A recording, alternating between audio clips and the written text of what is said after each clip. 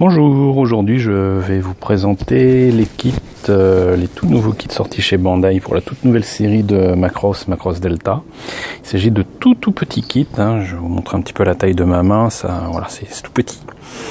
C'est tout petit avec des prix tout petits aussi, donc des maquettes des Valkyries de Macross Delta.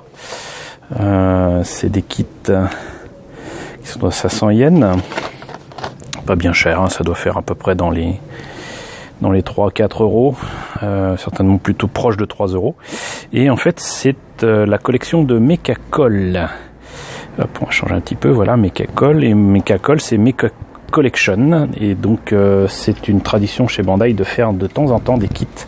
Il le faisait notamment pour Space Cruiser Yamato, avec des kits qui ne respectaient pas nécessairement une échelle particulière, mais qui devaient tenir dans ces petites boîtes et qui devaient donc être de petite taille et assez modestes en prix. Donc voilà, donc il s'agit de kits aux échelles variables, aléatoires, mais qui sont tout petits, mais qui sont de très grande qualité.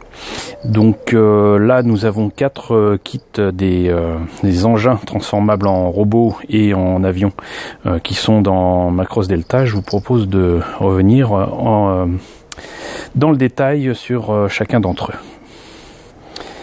Alors tout d'abord la première boîte, celle du VF31J. Tous les kits ne sont pas transformables, ils sont en mode fighter. Et ce VF31J donc est donc en mode fighter. On notera quand même des traits communs avec le VF25 de Macross Frontier. Par contre des ailes en plan canard et des petites ailettes et tout ça, des ailes inversées qui pourraient rappeler le YF19 de Macross Plus. Et sinon donc il s'agit du VF31J qui serait donc en fait le modèle Siegfried et qui serait piloté donc par Hayate Immelmann, qui est donc le bellâtre ici de la série. Et donc ce cher Hayate Immelmann a donc ce VF31J pour lui tout seul, ce qui fait partie du groupe que l'on voit dans Macross Delta. Donc première constatation, c'est que il n'y a pas de planche de décalco, mais une planche d'autocollant très fine. Pour l'avoir testé sur des kits de Valkyrie de Macross Frontier au 1/100, je peux vous dire que c'est très fin et que ça a l'air pas mal. Enfin, le problème c'est que moi je reproche tout simplement que le line soit en fait dessiné, quoi. Ça fait voilà, c'est pas très réaliste. Supposé qu'on puisse chercher le réalisme dans un kit issu d'un dessin animé. Donc déjà voilà, faut pas s'attendre à des miracles à ce niveau-là. Par contre, là, je ne sais pas si vous le voyez bien. J'ai du mal à regarder l'écran en même temps, mais voilà. Nous avons donc en fait la notice de montage dans la boîte avec toutes les informations nécessaires, et visiblement ils ont vraiment utilisé toute la boîte pour jusqu'à la dernière instruction de montage. Donc en fait le manuel d'instruction est dans la boîte, c'est assez rigolo. Et les pièces elles-mêmes sont quand même assez impressionnantes. C'est juste vraiment dommage que il n'y ait pas de décalcomanie et qu'il y ait en fait des autocollants, mais franchement je suis assez épaté par la qualité des pièces. On va essayer de, voilà, je pense que là vous voyez bien quand même la qualité des détails. Pas là parce que c'est une pièce intermédiaire, mais regardez, bon, alors le cockpit n'est pas bien grand. Regardez les détails dans les pieds qui sont aussi les tuyères. C'est juste fou, quoi. Pour cette taille, c'est complètement dingue. Moi je suis complètement éberlué de voir à quel point les kits plastiques peuvent être à ce point petits et précis maintenant.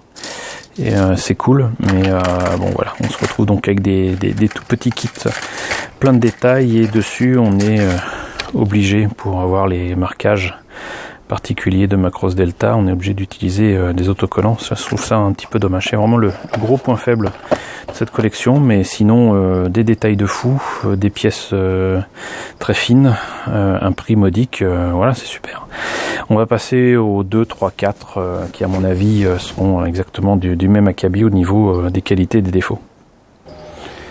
Et donc la deuxième boîte, il s'agit donc du VF 171, et ce VF 171 c'est vraiment le modèle de base on va dire des Valkyries qui maintenant composent la flotte de l'UN Spacey, qui a l'air d'être un peu plus compliqué sur Macross Delta en termes de gouvernement et de groupuscules dans la galaxie. Mais donc c'est le VF 171 Nightmare Plus.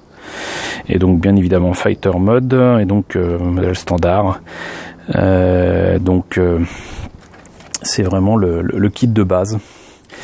Et là encore donc autocollant. On voit écrit News, c'est donc les nouvelles unités réparties un peu dans la galaxie. Le cockpit qui est toujours une espèce d'orange doré. Et voilà, quelques marquages dont on pourra peut-être se passer pour certains, je ne sais pas. Et sinon toujours cette qualité incroyable de détail sur les pièces. C'est pas bien grand, hein, mais voilà, la qualité est là. Et franchement, pour ce prix-là, on aurait tort de s'en priver. Celui-là a l'air pas d'être très compliqué à faire. Regardez-moi ça, les antennes, c'est tout fin, tout petit. Tous ces détails sur les pièces, quoi. Là, c'est en un seul tenant. Voilà. Donc, voici pour le deuxième. Pour le VF 171, on va passer au VF 31S. Donc, cette troisième boîte qu'on présente, donc le VF 31S, c'est le modèle de Siegfried qui est piloté par Harald Molders, qui est en gros, comment dirais-je, le chef de la section des Valkyries, là, je sais plus quoi, j'ai pas très bien suivi tous les noms de la nouvelle série Macross Delta. Quoi qu'il en soit, donc un kit qui là par contre ne pourrait pas se passer des marquages et des autocollants qui sont ici, c'est dommage. Il faudrait vraiment que je vois s'il y a possibilité de confier ça à un ami ou quoi pour faire au moins ces marquages bleus en décalco normal, mais il faudrait scanner, vérifier les couleurs, avoir une imprimante de qualité, c'est compliqué. Mais bon, ça serait peut-être toujours mieux que des autocollants. Donc, notice de montage à l'intérieur de la boîte. Et toujours ces pièces de fou. Voilà. C'est complètement dingue.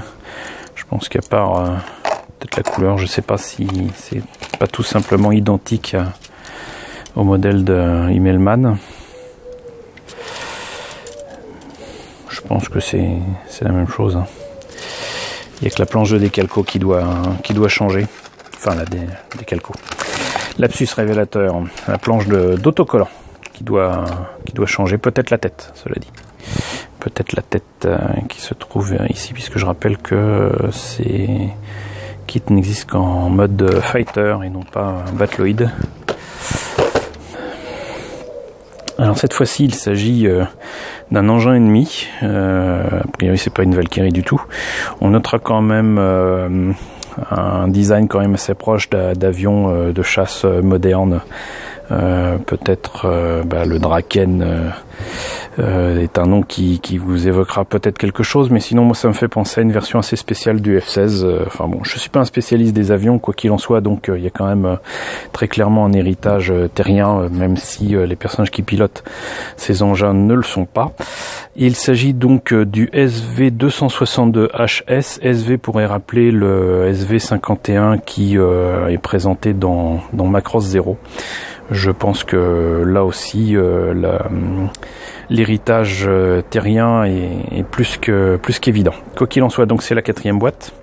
C'est le SV262HS piloté par Keith Aero Windermere. Donc là c'est comment dirais-je l'as des as, le meilleur des pilotes de ce monde-là et qui attaque d'autres mondes dans la galaxie contrôlés par les Microniens et les soi-disant héritiers de la protoculture. Donc toujours même constatation, planche d'autocollant.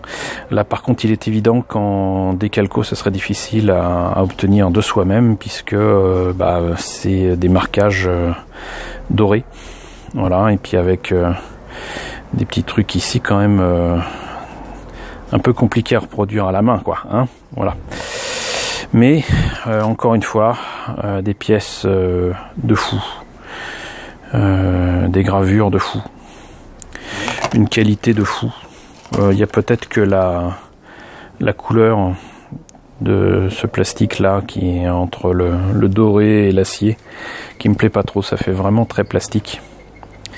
Mais voilà, c'est quand même des kits assez impressionnants par la qualité des pièces en présence. Et encore une fois, je confirme que sur les 4 objets, on n'en a pas un avec autre chose que des planches d'autocollants. Faut pas espérer mieux de toute façon.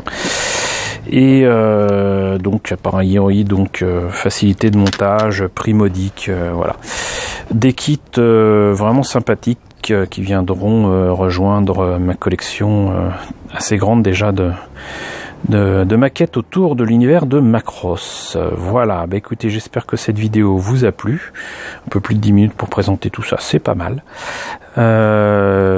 Rendez-vous très bientôt pour une autre vidéo autour d'une présentation de maquettes. Si ça vous a plu, donc n'hésitez pas à partager.